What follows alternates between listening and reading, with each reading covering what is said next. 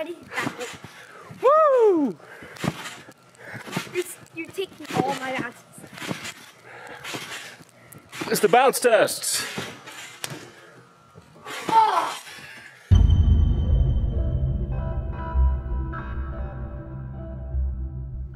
Hi, I'm Darren Miles with Darren Miles Photography, based here in beautiful, sunny Southwest Florida. And oh look, another gimbal.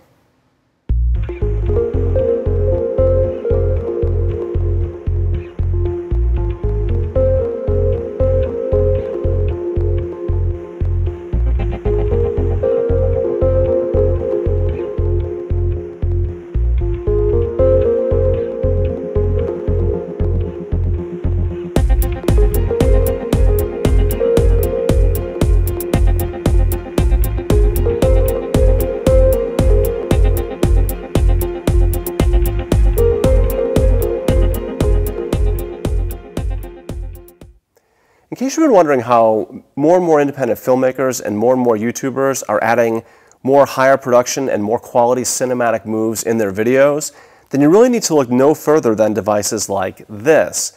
This is the Moza Air 3-axis gimbal device, and this is the latest entrant in a crazy competitive space, as more and more companies are offering more and more stuff and perks in these things to get you to spend the money that it takes to get a hold of one of these. Now, the Moza offers some really cool perks that give it a really good value proposition. And we're going to run this 3-axis gimbal device through the paces in this review today to find out whether you think it's worth its $599 asking price. Oh, and by the way, don't forget to stick around to the end of the video to check out my YouTube photography/videography channel of the week. So first up is the build, and right off the bat, this is a beautifully sculpted 3-axis gimbal device which is made out of aircraft-grade aluminum. Now for build, my personal previous benchmark was actually set by the Zhiyun Crane, which to me, that thing was built like a mag flashlight. Now the Moza Air, on the other hand, brings that refinement to a slightly higher level. The Moza is sleek with a nice black matte finish and a shiny red accent stripe. The handle is really smooth, in fact it's almost too smooth, but it feels really nice in the hand. Now there are no exposed wires, and like the Crane, I like how the newest 3-axis gimbal devices that are coming out with these toolless adjustment screws that make balancing this thing a snap, and you can be up and going in literally just a matter of minutes. Now the Air has a max payload of 5.5 pounds, and that puts this thing in Ronin M territory in terms of max payload. And to me that's kind of the headline, because the Air opens up the door wide to many more camera and lens combinations that smaller 3-axis handheld gimbal devices couldn't handle. Because with that kind of payload, we're a bit less restricted as far as what we can attach to the Air. Personally, I love the idea of utilizing a Nikon D750 or Nikon D810 with the Nikon 14-24 f2.8G lens, for example. These are the situations where I used to have to bust out my Ronin to handle that kind of payload. So in that sense, the Air is definitely a bit of a game changer. Now speaking of which, in the event that you have attached a camera and lens combination that's pushing the Air to the payload limit, Moza has fortunately and smartly included a dual handle setup which turns the Air into a mini Ronin-like device, which will put a lot less strain on your biceps and your back. Now all the motors have slip rings which allow for 360 degrees of rotation on any of the axes. And as previously mentioned, the batteries can power the Air for up to 8 hours. Now that's not groundbreaking by any means. In fact, that puts the Air at about 2/3 of the runtime of the Crane, which is kind of a bummer, and that's actually compounded when you consider that Moza only gives you one set of batteries included with the Air. Now, that said, it's not too often that I'm going to be running a 3-axis gimbal device for 8 hours straight, but truthfully, stuff always happens, so my advice to you would be invest in a second set of batteries. That is if you can find them, because as of this review, which is in October of 2017, the batteries are kind of hard to get a hold of. Now, the 1/4-inch screw hole at the base of the handle allows you to mount the Air to a tripod, a slider, a jib, or pretty much anything else with a 1/4-inch mounting hole. Included with the Air is a really nice case and a remote control that works via Bluetooth. Now, we're going to get into the app in the ease of operation section, but just know all these things work really well together. Now, casting aside there's only one set of batteries and a handle grip that's almost too smooth for my liking. In fact, this thing's almost slippery. And lastly, a shortened runtime when compared to its nearest competitor, the Zhiyun Crane. Now, if you can in fact live with all those things, then the Air is otherwise a very solid effort in the build department, and as such gets a 9.5 out of 10 for build.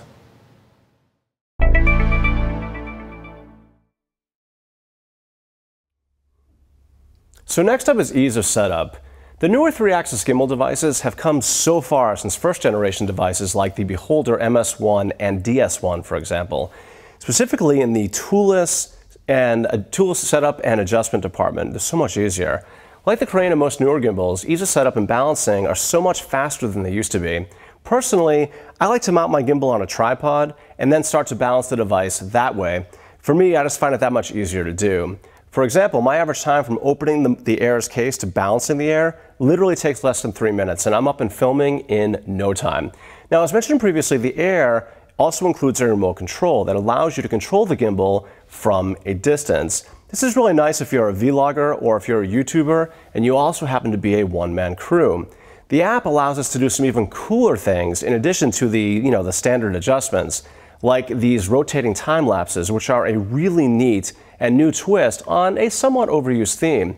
Now, if you happen to be pushing the payload limit of the Air, which again is 5.5 pounds, making the total weight closer to 8 pounds, well, that's a lot to ask for one arm. So instead of switching from arm to arm, Moza has really smartly included a dual handle setup to evenly distribute the weight between both arms. It makes the profile of the gimbal a little bit larger, but it makes the Air that much more versatile. Now, that said, a note of caution. One of the big reasons why I personally was really interested in the Air was the higher max payload of 5.5 pounds. In fact, Moza has been touting this as the headline for this gimbal. However, in my experience, it's not all good news. Though I've successfully balanced the Nikon D750 and the 14-24 to the Moza Air, and even though the motors themselves feel like they can actually handle the payload, it just seemed that I couldn't tighten the screw on the plate tight enough to hold the D750 and the 14-24 in place. If I moved too far to the left or too far to the right, the D750 would slide to one side of the camera plate. I also used the lens support in the front, and I didn't have any success with that, and I also adjusted the motors in the app to handle the additional weight. Now, to be clear, you can use the D750 with the 14-24 on the Moza, but you have to be really careful and walk kind of gingerly because the camera, again, can in fact slide on the camera plate of the gimbal, which is a pretty unnerving experience. But the bottom line is the Air is clearly much better with smaller camera and lens combinations than it is with larger ones. Now, one other note, the Air is also compatible with quick release plates from both Manfrotto and Arca Swiss. Now, there are really not a whole lot of downsides to the Moza, but again, the max weight seems to be an issue for the hardware that's included. So for ease of setup, the Air gets an 8.5 out of 10.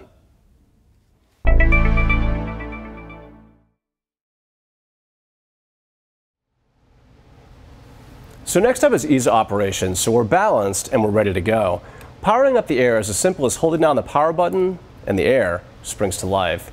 Now, unlike many others in this space, there is a fair amount of customization that goes into the Air specifically through the app. In fact, on more than one occasion, I thought the gimbal was actually malfunctioning, only to find out that fixing the gimbal was as simple as changing one of the settings in the app. For example, and this is really important, be sure to weigh your camera and your lens combination and then set the Air to best match the weight parameter of the kit that you're putting on there. This will ensure that the motors don't or won't overcompensate and vibrate and become herky-jerky unnecessarily during regular operation. The app allows remote control of the gimbal, which can allow you to use it in single-person operation. So for example, I can tie my GH5 and my Air and set everything, my camera and my gimbal, to match the scene that I'm standing in, all right from my phone. This actually makes the Air even more useful than its primary role of being just a gimbal. I mean, that's pretty cool, right? Yeah, I mean, he agrees with me. Additionally, you can set the Air to do a time lapse. Now, I found this to be really super cool. However, I also found that it doesn't quite work as well as advertised. For example, I was able to get the rotating time lapse to work perfectly when I attached the Moza to my Sony a7S and the included cable. The way it works is that the Moza actually becomes the intervalometer. It takes over your camera via the app and Bluetooth, and this wire that you attach from the gimbal to the camera, it works really well on a Sony, but with my Panasonic GH4 and GH5, I couldn't get the Moza to speak with either of them. It would just kind of sit there. Now, I talked to Moza about this, and they say their firmware update is forthcoming, and that should fix it. And I really hope so, because the rotating time lapses are really awesome. I mean, you can do some moving time lapses in your car, in addition to some time lapses in other situations that can bring some even greater production value to your projects. Now you can put your camera and the gimbal, you can put the camera on the gimbal and do a time lapse directly from the camera running independently from the gimbal. But what you run into there is the gimbal and the camera, well, they won't be in sync, and the finished time lapse movie will be jerky because as you're taking a picture, sometimes the gimbal will move. So anyway, as far as its primary role of being a gimbal, I found it to be very, very competent and very competitive with the Zhiyun Crane that I've been using for the past year. Now, between the included remote, which is great, when you're using the dual handle setup, you can put the remote on the bars and move the gimbal around. The app for both setting up the Air and controlling it, and its ability to give us smooth, professional-looking footage, well, that means operation doesn't get much simpler than this. They just need to fix those time-lapse bugs, and as I mentioned in the previous segment, they need to do something about the hardware to hold heavier kits in place. So for ease of operation, the Air gets a 9 out of 10.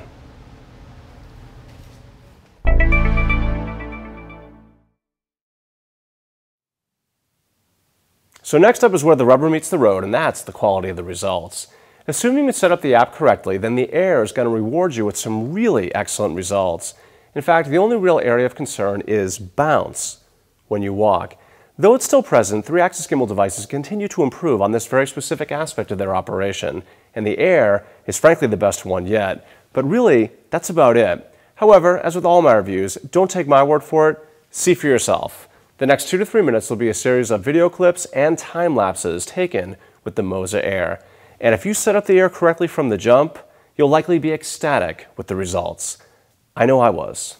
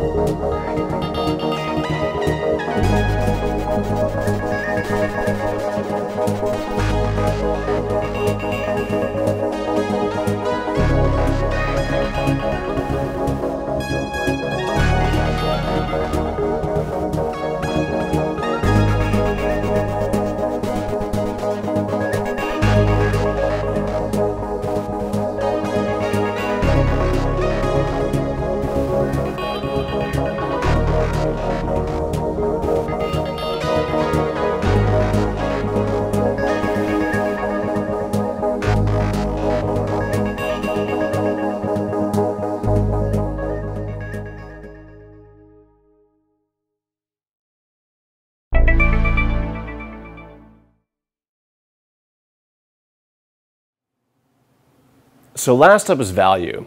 And what we have here is a seriously competent gimbal with a lot of extras included for really not that much more money, especially when it's compared to other current offerings in the marketplace today, specifically or notably the Zhiyun Crane. Now, plus sides include a really nice case and the addition of a dual handle stabilizer, which gives the Air more of a full-size gimbal feel, plus the addition of time-lapse and an app that is the most flexible that I've used on a gimbal so far. On the downsides, well, admittedly there are very few. Battery life, though still really good, isn't quite up to the standards set by the Zhiyun Cranes. And although the control of bounce continues to get better with each successive generation of handheld gimbal, bounce with the Air is still notably present. But the pluses here, in my opinion, make the $599 asking price seem downright reasonable to me. So for value, the Air gets a 9.5 out of 10.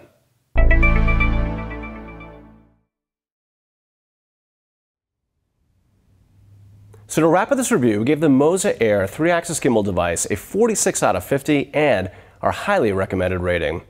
The final word. The Moza 3-axis gimbal continues manufacturers' push to create an all-in-one, compact 3-axis gimbal solution to the videography/photography or filmmaking community. The highlights here include its 5.5-pound payload capacity, which is the highest that I've personally seen as of today, November 2017. And again, there are some caveats to that, and that is the Air is clearly a better gimbal with smaller lens and camera combinations. And as mentioned, you can use those heavier cameras and lenses, but the hardware that's supposed to hold them in place, at least based on my experience, they don't really seem to be up to the task, even if the motors of the Air are. Now, the inclusion of a dual-handle stabilizer, which makes handling the Air much more bearable for heavier camera and lens combos, and the versatile app that gives the Air so much more flexibility than previous generations of 3-axis gimbal device. But the elephant in the room is, would I choose the Air over the Zhiyun Crane? Or moreover, would I replace the Crane with the Air if I already had one? Honestly, I think the answer is likely no, because for me, I'm primarily using a GH4 or a GH5 on my gimbal, so the higher weight limit really doesn't come into play for me.